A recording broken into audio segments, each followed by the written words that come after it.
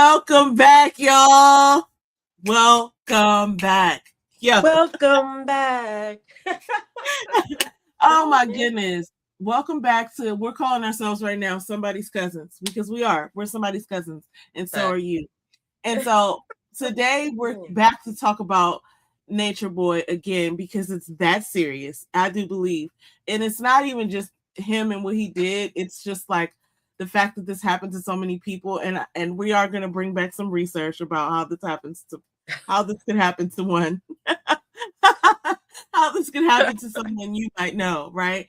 But as you can tell, so first let me talk about where to find us.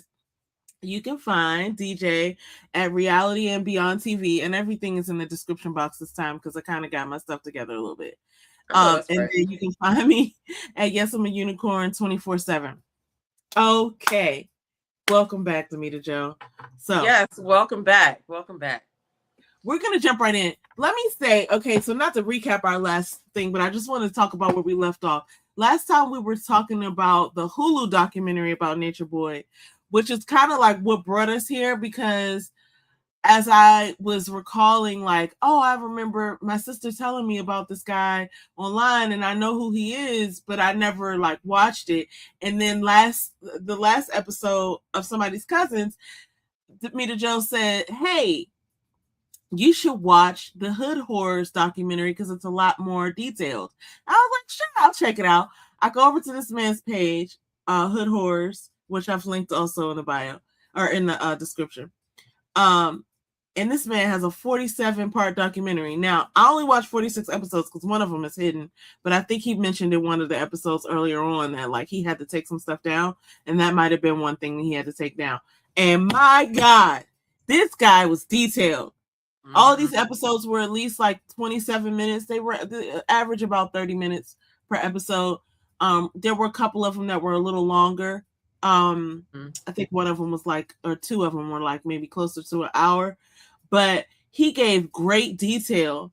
And it's so interesting to me when I see people do documentaries because it takes a lot of resources to get all that information. He, on the phone with people, checking things over, figuring out research and stuff. So putting it all together. Like literally having to know that all of these lives happen or all of these videos happen, but actually pulling it all together. Yeah. And having the voiceover that yeah.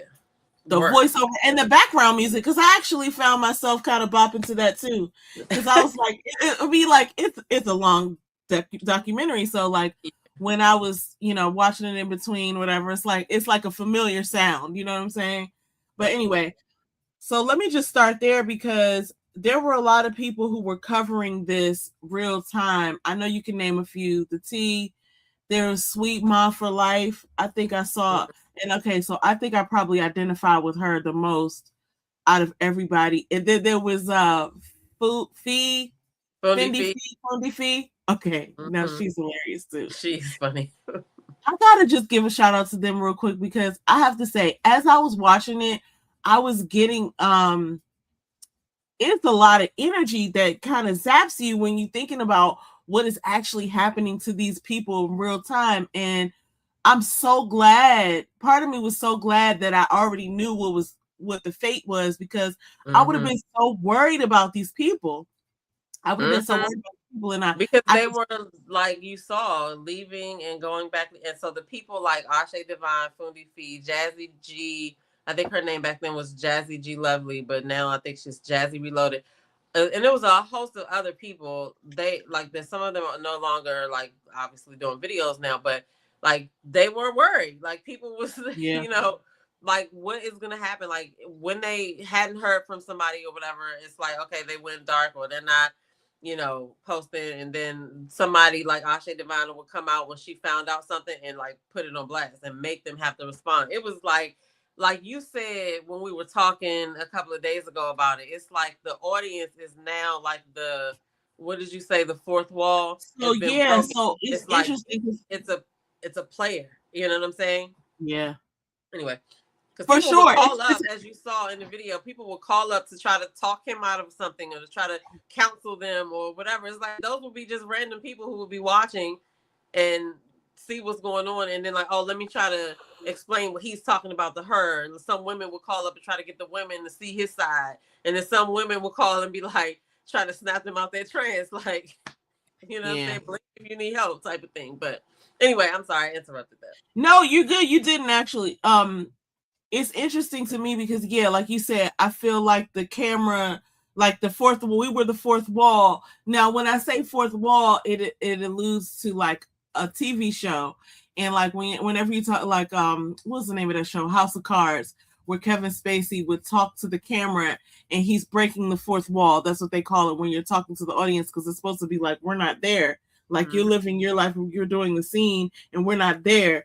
But in this instance, I found it, for lack of a better term, very fascinating. And I want to be careful, not even careful, like I don't have to be careful, but I don't take it lightly that these people's lives were affected, but I think he did, right? So like they're stronger than I believe that they're stronger, especially on the other side of this, and nothing that I can really say is going to harm them more than he did. So I'm just going to let my tongue loose. I think that he is a narcissist to the nth degree. Like, I mean, classic textbook. And on top of that, he had these insecurities, and what that did is it put him in position to like, and he's okay. So then this isn't going to all just be some sort of like trash talk on him. He's also very charismatic, and he was intelligent or is intelligent. But he obviously suffers from some mental disorders. And what I thought was interesting, like in terms of the fourth wall, is that normally in these situations, because I was doing some light research on this type of thing with cults, normally they have the attention and the, sort of like power over their captors, if you will, their cult followers. But that is like that is the relationship, and they're kind of just talking to the cult members, and it's their attention and their relationship that they're cultivating, that the cult leader is focused on. In this particular scenario, the audience is twofold. The audience was not only a participant but an active participant, because he was going live. So then people not only were like, it was two things that were happening. He was having these, I want to call them episodes, but this was his character. Like, this is who he is. He did come up with characters though, which I thought was interesting. But he was playing this character, or he was living out this character, and I think that some of the people who were watching it, especially like looking at some of the comments in the documentary, you can see the comments coming up because a lot of the stuff was off of live. People were taking it like it was a skit, like it was funny, like it was like not real. And I mean, maybe some of it was staged, maybe some of it, maybe not all of it was real, but enough of it was real that it wasn't really funny. But even though it wasn't really funny when you talk about like people, really suffering. That's the part that's not funny. I mean, but the crazy thing was, like you said, like, yeah, the audience is a participant, but like not only in that form, but like you could literally be in the audience and then you could be there. You know what I'm saying? Hello. Like that was a lot of people, like, so for the people who thought it was a skit, they were like, this can't be real. You know what I'm saying? Like, what? But the people who were like saying they believed the stuff that he said, like for them, they were having these moments where they thought we were not sane, right? Like we're the crazy ones or whatever, and they would actually go there. But I mean, like I say, it's like I hate to put it like this, but it's like a business. Like everybody's not going to be your target audience, but the people who need the product that you have or feel like they need it, they'll be listening. And all he needed was like a handful of people. You know what I'm saying? And then once he got the first people, he used those people to get all the rest of the people that came, because like you pointed out last time, they were all looking at the people that was there like, well, surely it can't be bad because these people are there. You know what I'm saying? And it gave him credibility. It gave him credibility. Yeah. And then the leaving and coming back, I wanted to say something about that too, because like just like a person is an addict or whatever, like a part of being an addict and like a part of like going on your road to sobriety is relapsing, right? So even with a person who's abused, they might not leave for good the first time. It takes like a huge number of tries for them to actually do it. I can't remember what that number is, but it's more than 1, 2, 3, or 4 times. You know what I'm saying? It's like a Yeah. person in a domestic situation will go back an average number of times before they leave for good. So I could see why they would go back, because they were already like indoctrinated into the whole thing. Like, Yeah. it's just crazy. It was just crazy. I mean, but even okay, so let me go back here. When I think about people like Fundi Fee, Sweet Mom for Life, I definitely identify with her probably the most, because I could see in her eyes at one point that she was like stressed out about like what was happening. Like she was like, I really want to know what happened. I think it was when Zoka lost her baby. Mm-hmm. And she was kind of like really invested. And now here's the thing that is, oh, and what is his name? Young Pharaoh. Mm-hmm. Is this his name? Yeah. He was hilarious too. But the thing that really like digs at me about that is that like on one hand it is good that everybody was watching, because that could have saved somebody for real. All of the times that like people were sent to the house to investigate, or you know, things like that, that might have actually kept him from doing some things, because Mm-hmm. he was aware that like at any time the cops can show up, so let me make sure, you know, I don't know if he was No, doing but this. no, yeah, no, you're right. That I could feel have like been, those, that could have, because imagine if it didn't happen, right? You don't yeah, have any I don't even know what to call it, but like when they came to the house those many times, and people would do that, like call and have them swatted. So like maybe there were some times in there where it was just yeah, not necessary, right? But that's the price you pay when you're yep, doing stuff like that. So you like, signed up for it. if that didn't happen, like those little dings matter. They compound, Yeah, they stack on top of each other. Like, okay, it set a boundary that none of them could set, because he's in charge. But if none of those, if nobody ever showed up or whatever, he would continue to tell them that nobody cares about you, nobody's looking for you, and type of thing like that, because that's what he was telling them. You know what I'm saying? yeah. But yeah. It also played into what probably ended up getting him convicted, because, and it plays into this sort of like lack of credibility. So the same way that he got credibility because people were there and people kept joining, there's this also this understanding, like from my perspective, that, or from a viewer's perspective, like you know, why would you have gotten arrested this many times or thrown out? This is really, it's not even arrested. How could you have gotten thrown out of so many countries if you weren't up to something? Now, sure, one, maybe two, right? But obviously these countries aren't talking to one another. You're doing something that's not copacetic, like you're doing something odd. And here's another thing that's interesting. He denied some of what he actually did that was caught on camera. And so the fact that he went live, he really, Velvet had, it was something that, He'd be lying. yeah, something at the end where Velvet kind of went in on like which we're gonna get into that next. But Velvet kind of went in and was saying, like, you know, he put himself here, he did this to himself, because a lot of this was based on like his lives and what he would show. And it was.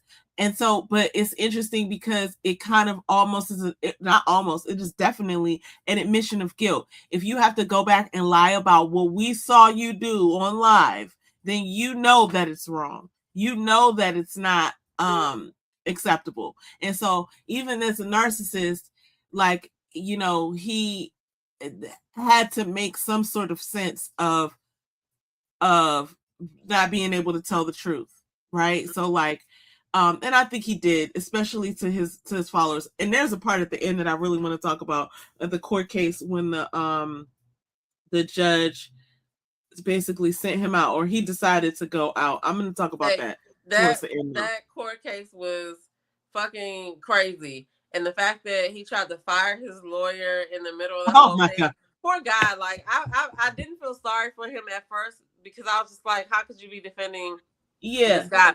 But then when he tried to fire him or whatever, he still had to like represent him. I was just like, yeah, I feel bad for you now, like, because this guy's ridiculous. You know what I'm saying? Like, I mean, I'm pretty sure that he thought that he was going to get off. He thought that he was going to get off. He was going to continue to do the same shit that he was doing.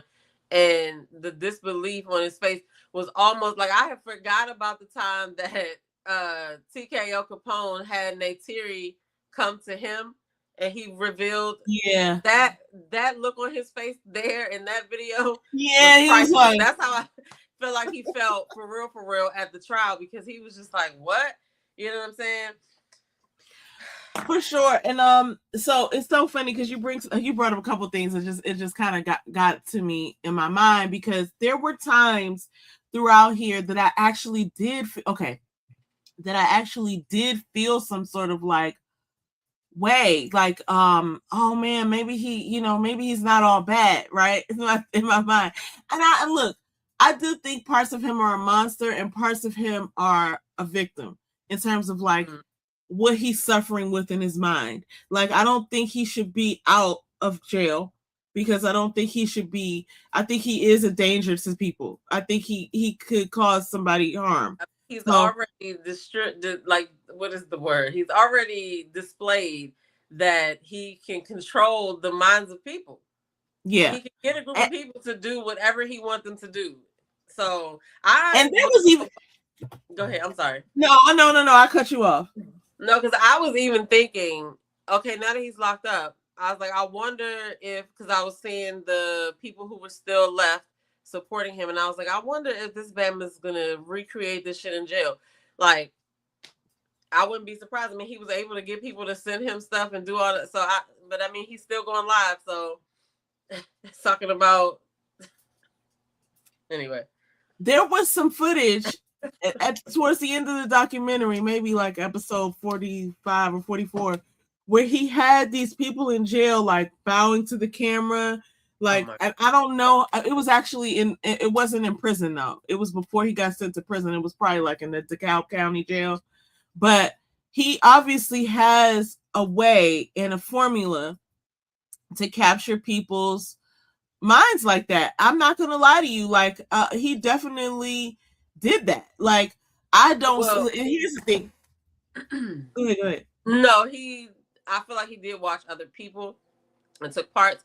But I want to say too, I feel like Eliana took on some of his traits. I feel like she learned a lot from him, and she, like, it was, when he was locked up, and they were, where were they when she was I think they were in the United States, because they were in this apartment or whatever, but like they were all going live with her at the forefront with the baby, trying to say that we need a free chief and stuff like that. And they needed money to get, was it money to get him out? I can't remember what it was. I guess they were asking for money, but I just feel like she was so young and impressionable that when she was the time that she spent with him, she picked up some of the traits, because it's like, dang, even though you were a victim too, like you still put some other people as a victim at your hands too. You know what I'm saying? Yeah. Yeah, no, she definitely did. There were a few people who I felt like, so I guess let's have this conversation. There were a few people who, watching the Hulu documentary, which I think was like 4 parts, as I watched the more in-depth, more detailed documentary from Hood Horrors on YouTube, it was so much more information unlocked that I was like, oh, I see what's happening here. So there are a couple people who I felt like were like straight up 100% victims at first. And after watching the documentary from online from Hood Horrors, I realized like, oh, y'all took part in this. But not to take anything away from what they were going through too. Everybody's on their little journey or whatever. But the people who I want to talk about are Ileana, Solar, who's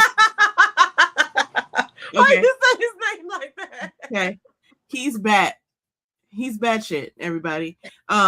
Aaron, also known as True, who redeemed himself in some ways. But we gotta talk about that. Sheba, Malia, and Ifuru.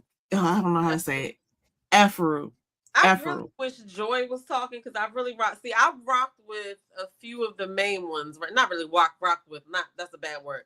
I was paying attention to certain ones. Like, I knew who everybody was, but like my attention went to obviously Eliana because her father was trying to get her.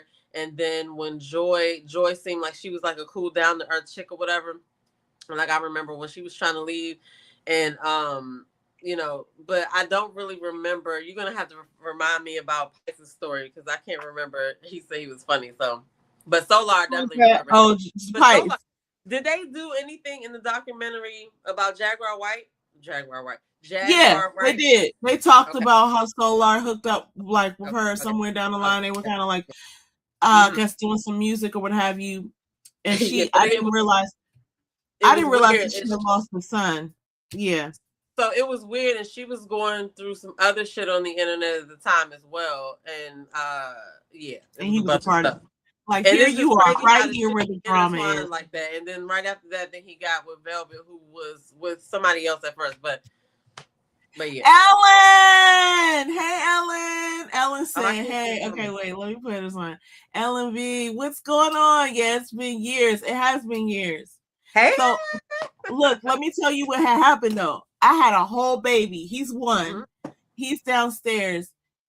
Look, this is not a part of what we were going to cover tonight, but I remember when I got pregnant, and I was pressed to get pregnant. Actually, it was kind of like a surprise because I had lost a baby earlier that year, and then I got pregnant with Drayton. He's now one. And my first trimester was whoa. And I couldn't even like sit up. Thank you so much. Yes, she said congratulations. He is hilarious. But like my first trimester, I couldn't even like sit up sometimes. Like I had to like lay down. If I wasn't at work, I had to lay down. Sometimes I had to lay down at work with my laptop. But like, but I was at home. But I just lay in the bed with my laptop up or working on my phone. But yeah, that's what happened. I had to bow out for a minute because I had, and then the baby got here and I was like, oh, it takes 6 hands to raise a baby. Listen. Oh my goodness. So anyway, sorry, I digress. But okay, so we're talking about, let's start with Eliana. Now, Eliana, aka Velvet, aka Nana, when I saw her on the documentary, on Hulu's documentary, I thought to myself, oh wow, what an innocent young girl who was taken advantage of. Now that could be true too. That's two things could be true. But as I saw her on the more detailed documentary on YouTube on Hood Horrors, I realized that she was like a part of the madness. And she, look, she's going on her journey. I recognize that, like, you got to do what it takes to survive and all that. And I know that you were saying earlier that, like, it takes so many times for somebody to come back. Just like if you're addicted to some substance, you're going to relapse a few times before you get sober. So I could recognize that too. But I can also recognize, so 2 things here. One thing is some of what she was doing was just vindictive. Some of it was like, and I've been here before in relationships, probably on a much lower scale, but sometimes as a woman, you're in a relationship and you think to yourself, this nigga owe me so much, and I'm going to collect some of this before I get out of here. And I think she probably had a little bit of that mentality of like, I mean, she was in it. Yeah, so she was in it. You're not making the decisions that you would make looking on the outside of it. And plus, like, she was Earl's age, not even Earl's age. Oh. You know what I'm saying? So, like, think about how I just know how my attitude was back then. And it's like you are figuring out how to have emotional, like, intelligence, right? Yeah. And everybody around you is doing something, like, in that situation. It's like once you wake up and realize that, oh, this is not right, now you got to mentally fight, or maybe physically, with all these people who are saying the opposite. You know what I'm saying? But then in the midst of that, somebody hits you, somebody do this, somebody do that. Oh, I'm going with my reactions. You know what I'm saying? So I mean, at a certain point, it's like you in the environment, you're going to get sucked in and have to take part in stuff like that. You know what I'm saying? But I don't feel like, I feel like because she was because a bunch of them were young, but at that age, it's like you are really, I don't even want to say impressionable. We're impressionable as human beings, but Like, especially at that age, though, I just feel like, dang, you know, I don't know. I just feel like to go through that at that age, it's already so much that you're like learning and understanding, and there's so much that you don't understand. But to be in a situation like that at that age, I feel like it must be damaging. But yeah, you know, I definitely agree with that, because it's I mean, yourself is there the whole time. You know what I'm saying? So like yeah, yourself is seeing how you treat yourself, how you let other people treat you, and at a point you can tell they all, I feel like, went through where they just, I mean, clearly succumb to the fact that, okay, I'm here, I must be yeah, wrong. It must be my, yeah, you know, whatever he didn't point out, downfalls. you know what I'm saying? Yeah. Yeah, And this is why this is happening to me. And they were all like eating it up, you know what I'm saying? And listen, it's the same thing. Like, you and I can go and talk to ourselves in the mirror every day. It's the same thing I'll be talking about with self-care. Like, how you talk to yourself matters. You know what I'm saying? So you keep putting yourself around that and keep doing it, like, you're going to be, it's just, I mean, it's just inevitable. You know what I mean? But I just feel bad because she was really young, but yes, she has some responsibility to take in that, um, at this point, especially. But it's like, you know, now. So, okay, let's just say what I shouldn't say. Okay, let's just get this out there. Okay, let's get this out there so we can get over with. There is a couple of things that I shouldn't say that I'm going to go ahead and just get out of the way. Number one is there were so many people that came and left that there was always an opportunity for you to see what it was. Now, I'm not saying that they weren't under the cult, like, experience, whatever, but it's like, I believe that some of the people who stayed had some different demons in terms of like attention. And I think that some of the reason that somebody would stay in that environment is because, yeah, Nature Boy was getting a lot of views, and it was such a weird situation that people were attracted to it. Like, here's what's funny. One of the things that I had on my notes is attention is currency. It's funny because it wasn't even a lot of good attention. If you think like maybe you got 1,000 people on your live, 600 of those people were watching because they disliked him. And another 200 or 300 people were kind of like, what am I watching? Right. And then you might have out of that some people who were there in support. I'm saying that based off of my own thinking because I was looking at a lot of times when I was looking at the documentary, I would be looking at the comments at the bottom of the screen. And a lot of people were like, oh, this guy again. Oh, I hope they get out of there. Save yourself. They was making a lot of comments. Did you see the people who had the Christ in their name and who yes, were like, they were supporters? Because like I said, he only needed a handful. The rest of you people don't even matter. I'm selling socks with a hole in it.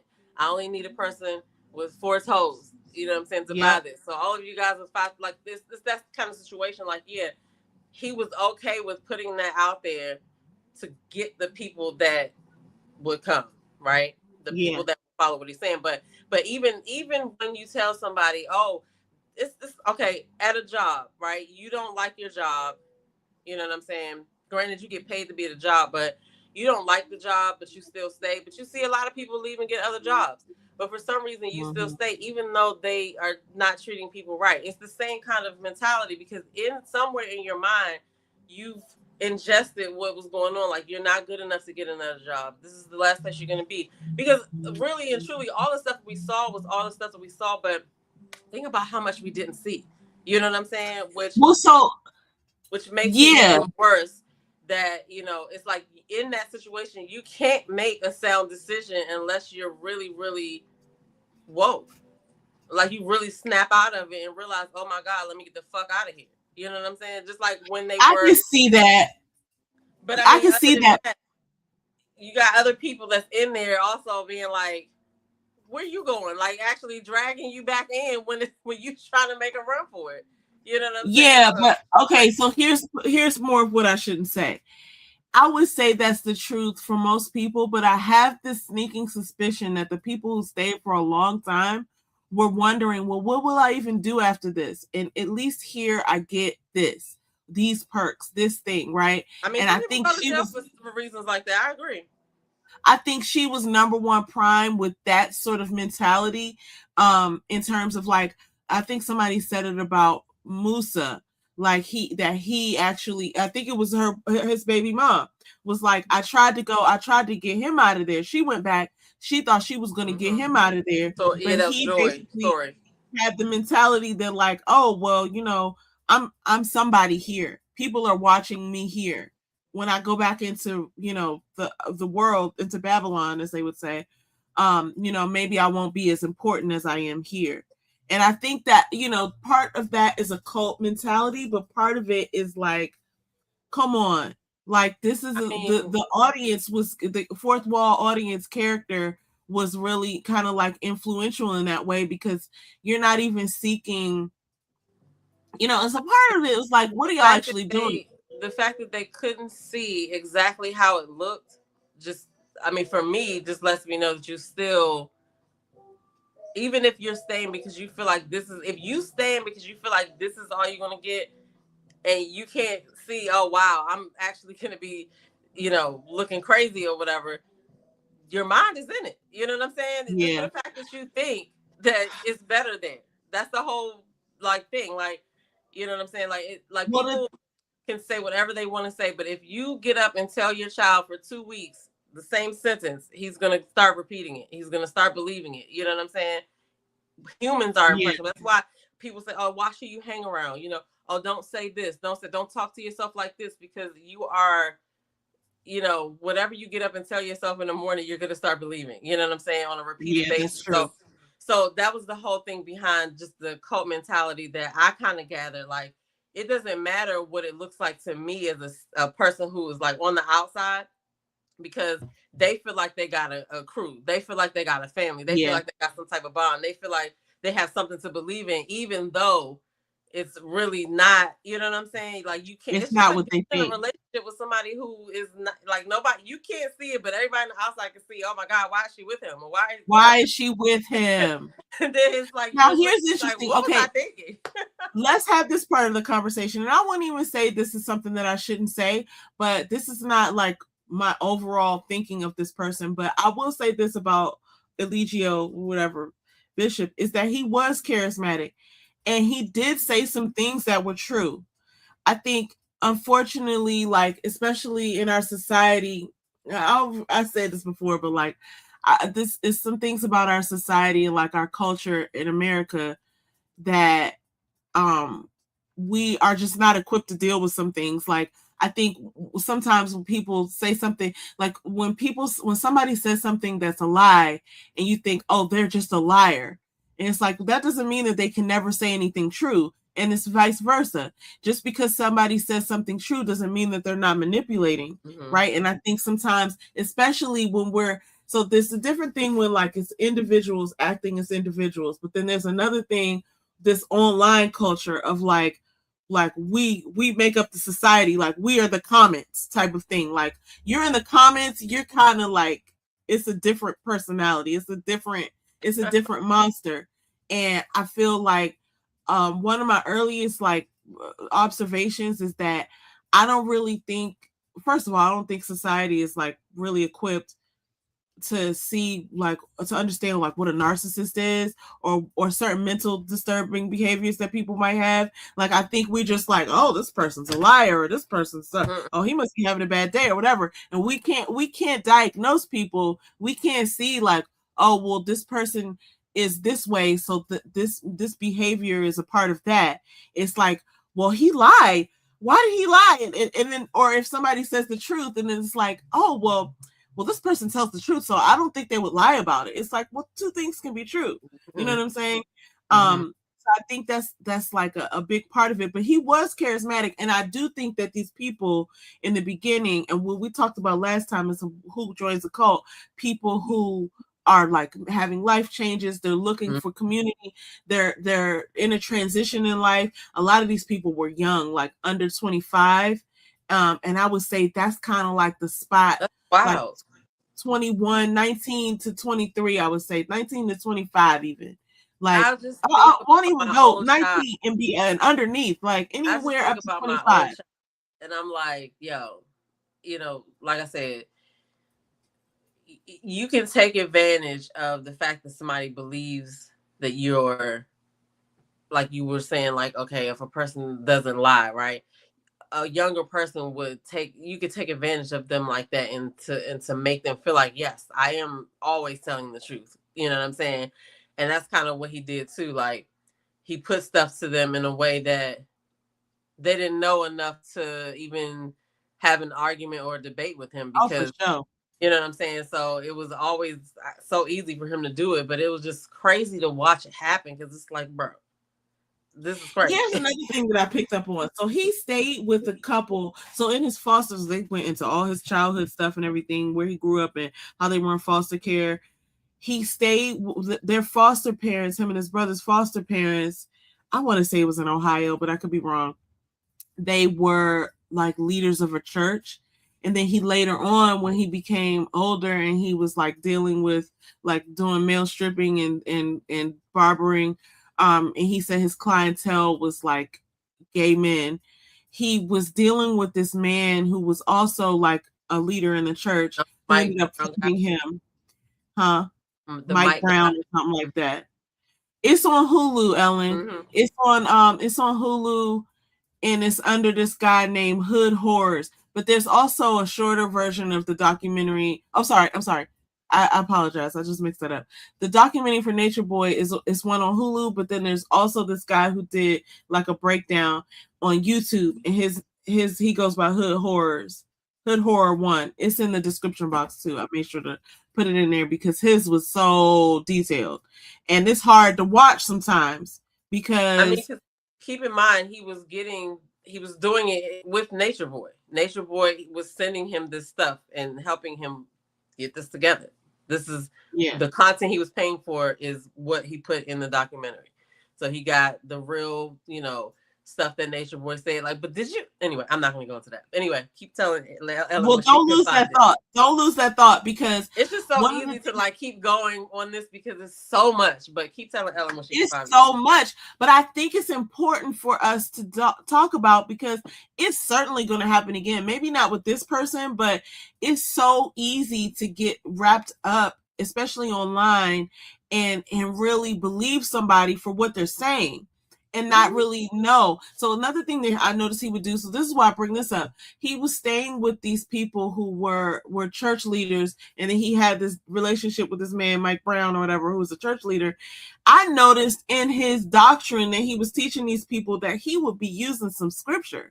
He would say things that are in the Bible and then flip it into what he wanted to say, which is not actually what the thing would mean. And it's not actually, he would be talking about himself. He was calling himself God. He thought he was a Messiah. He thinks he's a Messiah. Let me stop talking about him like he's dead, because he's not.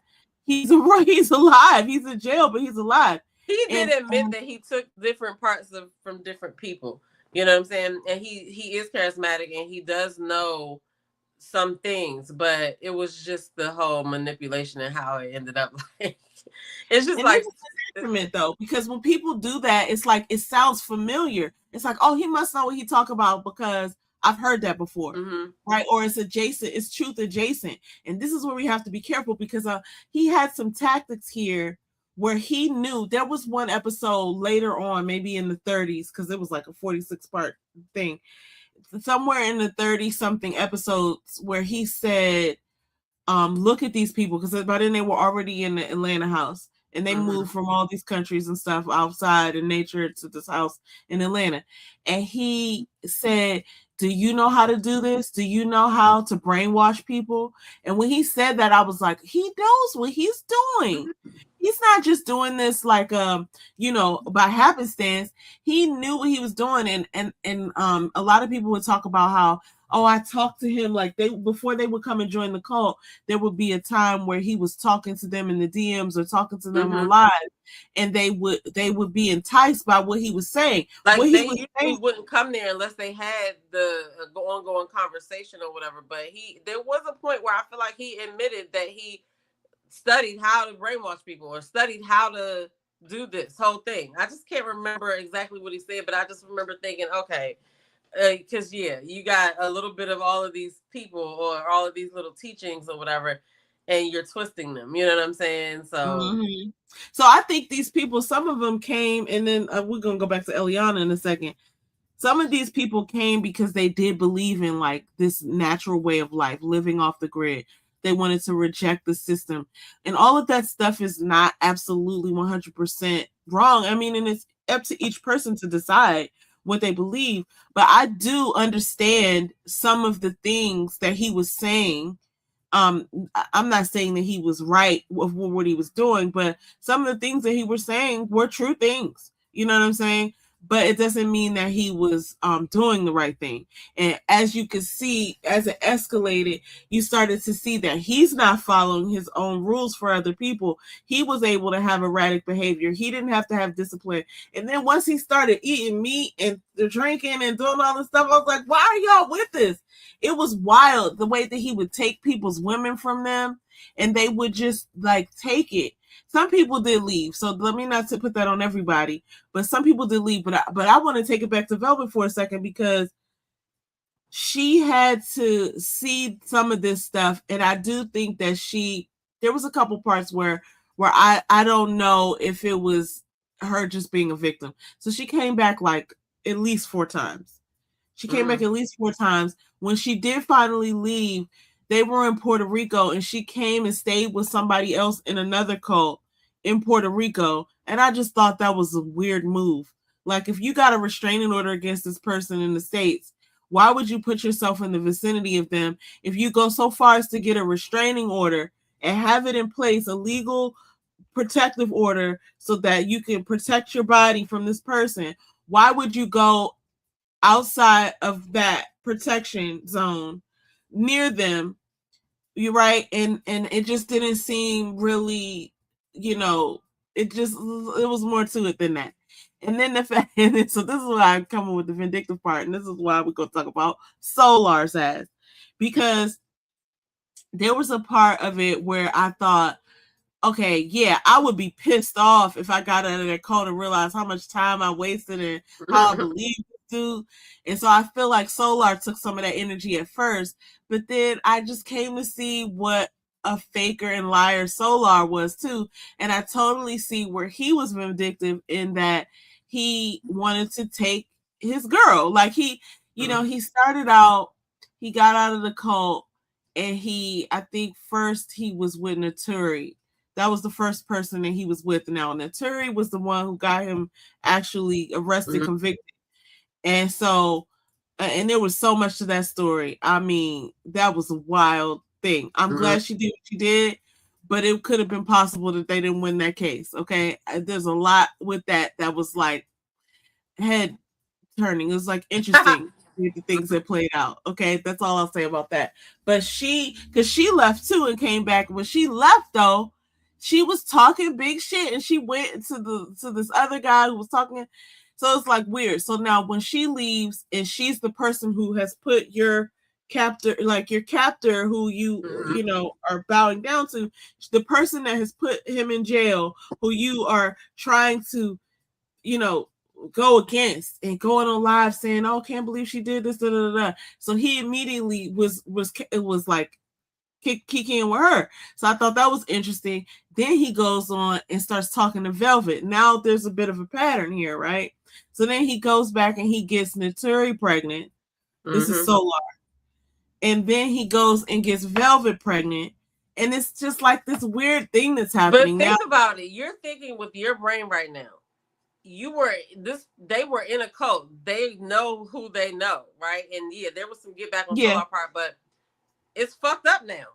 You're on camera doing this dumb shit. This nigga, like, you know what I'm saying? Like, they're not thinking with our brains, obviously, right? And so those might have seemed like the right moves, because like now, I mean, fast forward, look at how many kids they all have. You know what I'm saying? But like, it makes sense to me that multiple people in there had babies with people inside the cult, because like I said, they, when they first like got out, I was like, yes. And some of them like that didn't go, I was just like, okay, well, maybe they'll wake up once they see these people left. Like Tori, I was proud of her that she stayed gone. I was finally like happy that Aaron and them woke up and stuff like that. But like at the same time, you have to realize that, damn, it's like being in a fucked up relationship. Like, what was I thinking about? You know what I'm saying? Like, let me unlearn this shit or whatever. But like, so like the decisions that they made, I mean, you already did this, and this.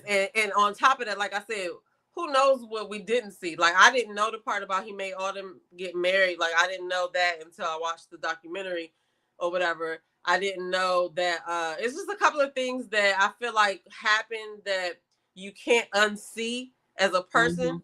And some of the shit we don't know about, right? And so, like the time she was talking about the men made the circle and beat her ass when she was talking, that was one of the times she left. Like, it's certain stuff like that I feel like nobody will be able to relate to them except for the people who was in the cult. So I can see, especially with them breaking out of it, like that was probably the next best step versus going back to the cult. Oh, for sure. I don't know. Again, though, that kind of underlines the thinking of like leave me alone. the vindictive. I won't say vindictiveness, but it's like it's taking your power back, I was supposed. Now, Solar's with the shits because he actually said in one of the last videos that, so he's got a lot of stuff going on. He did that whole thing with Jaguar, right? He's a weird guy. He actually said at one point that about I was gonna call him Soldier Boy, about Nature Boy, that man owes me a daughter. And I was like, why? That is a weird ass statement. Like, it sounds like we don't really know what happened to the baby. And I mean, because I'll say it like this: Solar said what he said, and obviously Deja Boy and them had their story, but y'all be lying. So y'all be lying. And it's a lot that happened. Might implicate more people, so that's probably a reason why it's a lie. But we still don't know. You know what I'm saying? So and then Solar goes off and whatever happened with Jaguar, right? Which also is an interesting person to find yourself in cahoots with. But then he went and got arrested for like smuggling drugs into London, which is like, come on, man, you need to sit down. You need to go ahead and sit down and figure out. Then one of the last statements that was made by him on the documentary was something to the effect of, I'm love. I'm connected to the source. I can't wait so I can get a position where I can go and visit Nature Boy on a daily basis. I don't hate him. And the thought is like, come on, what are you doing with your life? Like, stop it. Well, who are you performing for at this point? I actually feel like some of them left and started healing, and I don't think Solar was one of them. I think he's really faking. I think he's running from his healing. That's what I think. Because some people had to stop and be like, wow. Like, I think True, aka Aaron. So there's another person who, when I saw the Hulu documentary, I said, oh man, what a victim. And then when I realized like he was like the guy underneath, like I feel like he was like number two. Right. That's crazy because Nature Boy used to sun the fuck out of him. I mean, all of them. But him for sure, and he took his girl. Weird. Yeah, but like, it's not an excuse, but I'm just saying. But look, he came out of that, and he's one of the most truth-speaking people. I love the way that he articulates his thoughts now, and I love the way that he came out of that after he realized, like, them ain't my wives, like, I gotta go. That was so funny. He says things, I don't know who he reminds me of. A funny personality because he doesn't get, like, mad per se. Yeah. Because I remember seeing him after he got out, he was doing this live, and it was this guy that came on his live and was like, I guess, I don't want to say he was trying to heckle him or whatever, but he wouldn't stop, like, asking these repetitive questions or whatever, and it was kind of like he was trolling him or whatever. But how he handled it, I did respect that, because he doesn't like get loud and angry or whatever. He kind of uses his mind to respond. So I mean, you know, and like the people that I did like was I did like I said, I like Tori, I like Sheba, and I like True. I like somebody else too, but you know. Anyway, but Sheba was another one. Sheba was another one who really kind of took me by surprise when I think about like how she was riding so hard. But the thing that got me was when she did finally get out and she came on, like, I guess it was like a live, but she was not on camera, and she was like, wow, like, I just want to thank everybody who tried to reach out to me to tell me that I was living an illusion. And like I'm paraphrasing here, she didn't say exactly that, but she basically was like having her moment of like understanding, because like you looking at these people and you like, yo, when you watch this back, you gonna be mad. You know what I'm saying? And so when she was one of them, because she would be like the first person to slap people, her and Zoka. Now, unfortunately, I don't think Zoka's ever coming out of this. I think Zoka's gonna be like crazy until she Another one that was so young. You know what I'm saying? Yeah. Like your brain hasn't finished fully formulating. Just starting to really learn how the world works. You know what I'm saying?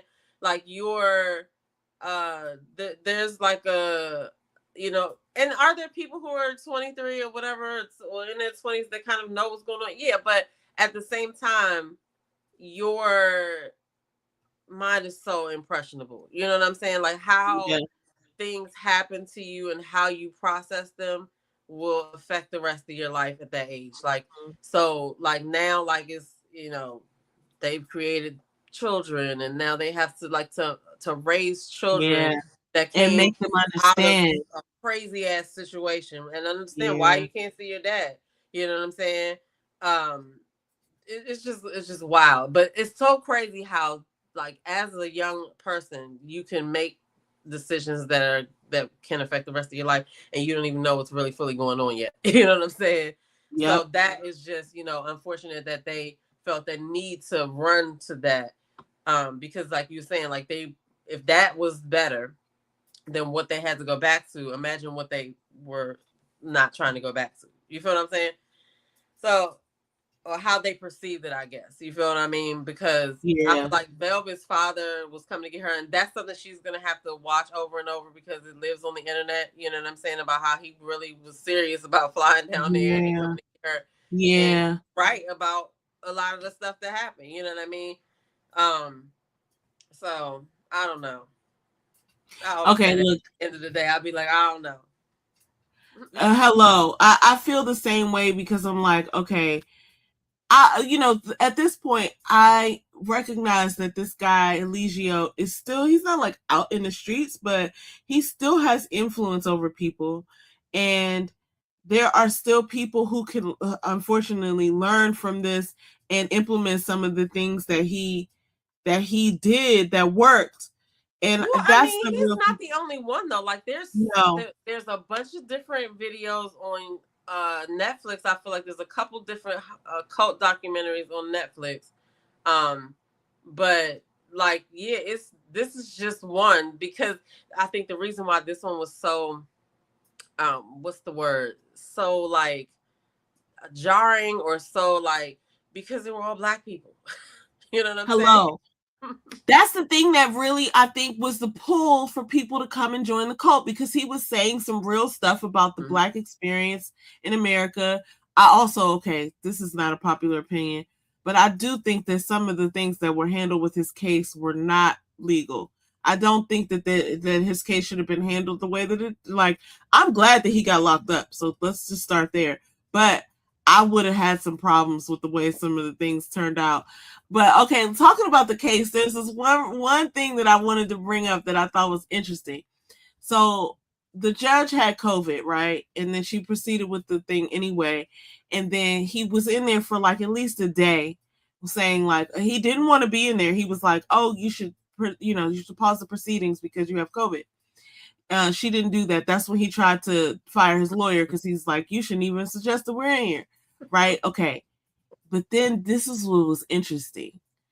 The day that the defendant, like the day that the defense's witnesses were going to be on the stand, that's the day that Nature Boy decided he didn't want to be in the courtroom. And I don't think that was a coincidence. He didn't want to look them in the face. Right. That's exactly what I picked up on too, because he was able to sit there and look at all of his accusers, and like a lot of times they don't show those people, but when he claimed to be God, claimed to be the Messiah, I have all the answers and and you sitting over there in handcuffs, and you can't say that you're God in this courtroom. I mean, you know better than that. Now they aren't under his trance. Now you have to sit here. Like if we were in the house or the Airbnb that you got, you could shut me up. You could kick me out. You could order somebody to do something to me or whatever it is that you want to do. But now, like you just said, you're in handcuffs. You can't get up and walk. You have to listen to what I'm saying and you have to see me, right? He's a and if you're God, you and here's the thing, you're a man, you're not God. And so you're having to basically admit that right now. So whatever influence he wanted to have over those, this is why I think it happened. This is my own assessment. I think he didn't want to be in the same room with them because he was going to have to let them see him in a submissive state. And he wanted to keep the control he had over them. So he wanted to be outside of the room so that he didn't have to let them see him like that so that he could maintain the control. Because another thing was this is a little interesting because he, at one point, he was like, there's no such thing as HIV. I don't believe in it, da, da, da, da. But you believe in COVID. And the funny thing about HIV test, so. Yeah, and he was scared. He was like, oh, I'm shaking. So if you scared, then what's going on? I thought you was God. The funny thing about that is then he goes back and he doesn't want to be in the room because there's COVID. But like, what happened to this? So then, okay, the one girl, what's her name? What's her name? It wasn't Ayan. It was something like she was the older one that was with him. Not older, but she was the oldest of the four wives. Anyway, it'll come back. But she was up there in her hairpiece and stuff, and they took her notes away. And she was like, I can't have my notes. And they were like, no, you're testifying, idiot. He wasn't that bright either, from my recollection. Like, she was just always stumbling over her words. She was like, Anaya. Tanisha? Was it Tanisha? Aya? Aya. I thought Tanisha was Malia. Tanisha is Malia. Okay, Aya. That's the one that I'm talking about. Okay. Yeah. So here's what's funny about that. So they had claimed that, like, oh, we decided that we were going to start slapping each other because it was a form of entertainment. Now, somebody else on the stand said that too. I think it was like Jax or Juju or somebody. Like, yeah. We worked it all out beforehand and people wasn't getting the message. And so we was going to do these little slaps and da-da-da-da. Now, Aya took it a step further and was like, we thought it was funny because we saw Chris Rock do it. Or we saw Chris Rock get slapped and we thought it was funny, so we said we were going to do it.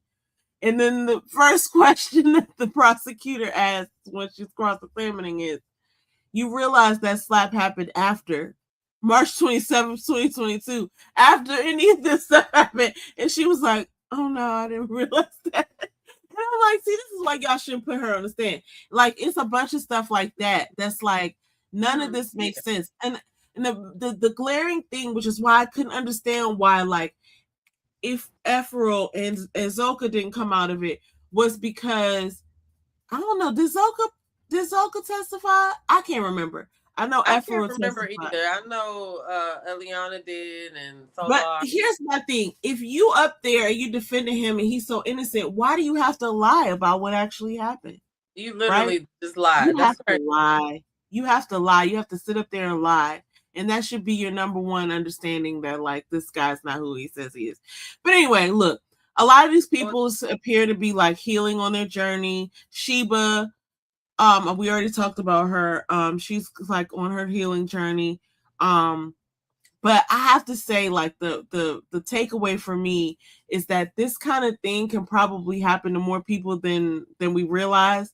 Like, a lot of these people out here don't even realize that they could be entranced, because he was probably gathering information from them and knowing what buttons to push as he was having just regular That's why he was doing the astrological thing, because if you come in believing in astrology and somebody is telling you they could read it, you're going to believe what they're saying. Also, cults is it's levels to it, right? There's a full out cult, and then you have some churches that run like cults. Yep. You know what I'm saying? So it's levels to it. But yeah, like, it just depends on the person, to be honest, of what doctrine you're ingesting or feeling like, you know, like, do you feel like a person is God? You know what I'm saying?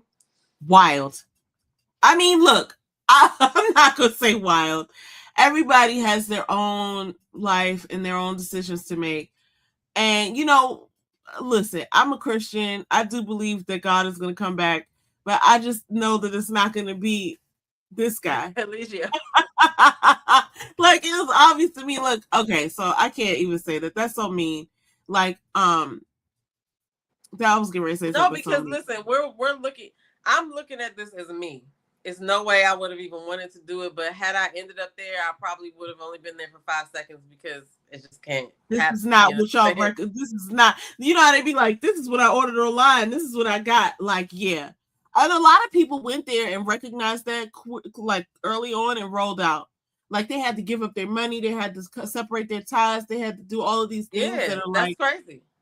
But not see, okay. I think it's crazy because of me, right? But Yeah. somewhere somebody thought it was, and I even like the lady that was Mama Earth that wrote the book. I feel like that was wild for her to go because it's like if you know that I don't know. I'm not going to speak too much on that because I don't know what mind state they were in, but I'm just saying I didn't want to be nowhere around it, right? Like I'm not Mm-hmm. trying to accidentally stumble upon, nah, you know what I'm saying? No, thank Nope. you. So it's like the fact that you even just wanted to go is just, I don't Like, know. you got nothing else to do? Yeah. No, Yeah, thank you. it's so many. So now I am intrigued about other cults though, because like I said, I think this was so intriguing because it was like a whole group of Black people, and you know, usually you think that it's not. You know what I'm saying? And then it's Yeah. like, okay, um, and then it was like rocking with everything that how everything was going. With the whole quarantine and COVID, the whole COVID situation, like all of that was booming and popping right around that Oh, time. And it was just like we were all in the house, everybody was watching stuff. And so it was just a lot going on at that time or whatever. But now I'm intrigued about like what else is going on because even like if you take TK Capone, like he wasn't doing a nature boy thing. People were trying to compare them, but he was just doing polygamy, right? But and then he's like on the rapper shiny clean stuff, and you got somebody comparing him to Nature Boy's dirty ass. You know what I'm saying? Not to say that no. he's any better than him, but I'm just like, um, Uh, that he is probably smelled better. probably right. So, but it was just like, it's just like I know stuff like that is going on on different levels. It just depends because like even that guy I wouldn't go to. You know what I'm saying? But that's because I'm not Yeah. interested in polygamy at all. Um, but I mean, like, if you're looking for something, you're definitely gonna find it. And I feel like Mm-hmm. the people who they found it. They found it. It's scary out here because I'm like, I gotta make sure my son knows what kind of tomfoolery is out here on these streets. I mean, both, hopeful that he won't be in a cult and that he won't be a narcissist. That starts a cult. But yeah, I feel for these people out here who fall into this stuff. And I'm saying that, who knows who I know who's actually been in a cult. I don't even know. But it's just Mm-mm. crazy out here on these streets. So anyway, that's really all I have for him. I'm sure it'll come back up in another Wasn't conversation that somewhere down wild the though? line. Wasn't that wild But though? it was. I mean, like I will say, like, I just gotta go back and give up the props to people like the T and Sweet Mom for Life and Hood Horrors because we talk about how much detail he put into this, and I know he's probably like obviously paying and supporting Eligio at some capacity in order to get access to him. But I do think that look, at least it has some fruit from it because like everybody needs to see this. At the end of the documentary, he did go ahead and say that like he wasn't doing the right thing. So I don't know that what that means. Like, sure, you're still giving him money or something, but and obviously he's still. Well, I'm sorry. Go ahead. No, go ahead, go ahead. You probably I, going to for, say what I else. forgot. I forgot what actually. Ashe Devine was doing this intensive on him a couple of weeks ago because he was going live amidst all of this. His wife was cussing him out in the background and shit, and he was drunk doing drunk lives, and she Mm, was recording them and catching it and talking about it or whatever. But he struck her or something, so she said she not gonna do it no more. She just gonna like move on or whatever. But this I'm sure just like we watched the documentary, there's more underneath that or yeah, whatever. The whole thing about him supporting them probably goes deeper than we think. From the gist of it, I just got that he was paying him for that, and he was helping him with the phones. Every time he needed a phone, Mm. he would get him a phone. But other than that, I didn't pay attention to it. But everything it's always like a deeper rabbit hole. You know what I'm Yeah, saying? it is. But it always is. But anyway, I'm sure we'll touch on this in the future. But the next episode's going to be about something else, guys. yes, We've done this. I'm so glad that I didn't see it when it was happening, because I would have been worried about these people. Mm-hmm. So luckily, most of them made it out safely. And but we still got to be on the lookout, because this guy's not done. And it's like people out there who support him that, I mean, like you said, there's a lot of these cults, but there's a bunch of people out there that support him that might go and start their own thing that, like whatever lives on. What they do, I'm sure we'll hear about it. But so it's so much other stuff going on too, because when I don't know if she's still with him or not, but the last person that Velvet was with was this other guy off the internet that was he was on Bigo a lot, and he had his own drama situation going on with some girl that he was with. They got into a fight, and he was trying to do polygamy too, but I don't think that they're together anymore, because I don't see him in her videos. But it's just a continuous deep rabbit hole, because there is psychological damage. So the choices that they will make going forward is going to show in that. You know what I mean? Yeah. So, because right now she has a baby, Solar's baby. She has Eligio's baby, but does she have another baby by? He had another baby by somebody who I think was a similar sort of character, but they never said, like, I think, okay, so wait a minute. I think they did say, I think there was a time where he was doing a live, Nature Boy was doing a live, and they were separated, and he scrolled all the way down his phone and said, "This is the guy she's with," and I think that's the father of the baby. The skinny dude. Oh yeah. I didn't know him back then. I know he was another polygamist, but I don't know what his name was. But okay, because I can remember. I would just be careful to even listen to her, because obviously she's with the shits as well. She's out here looking for Velvet. It seems like yes, saying the dude she just finished messing with, they were doing stuff on Bigo or whatever. So I'm basically. I'm not saying you be careful. I'm not saying you be careful. I'm talking about just young people in general. Like, you know what I'm saying? Things are not all what they seem, and you gotta really protect yourself. You know what I'm saying? It's a lot going on out here on these streets. Crazy. I'm in the house. It ended like it ended. I'm so glad it ended like it ended. Like, he does deserve to be there. And I bet you he's just in shock and awe, because he's like, damn, they got me for that. You know what I'm saying? Versus all the other shit that you should have been locked up for. All the stuff that you got away with. But in his, I don't know. People say one thing for live or for social media, and then they think another. But I do honestly think that he's in there thinking that he's above all this, and that, he's a narc, yo. He's in there. He believes that he's a victim, and it's all, a setup. I mean, the mind is a powerful thing. Okay, it is. Can't bear the thought of something, it's no telling where your mind will take you. So you probably absolutely right on that. You know what I mean? Because the judge was like, "Look, she was if I have COVID or not. She was you about to get this sentence, okay? For sure." Anyway, all right, y'all. This was an amazing conversation as usual. I'm so glad we got to talk about this. We'll be back with some more dope topics. Whatever's going on culture-wise, social media, celebrity nonsense, whatever the fun of the internet bring us next time. All right, y'all. Be safe. Peace.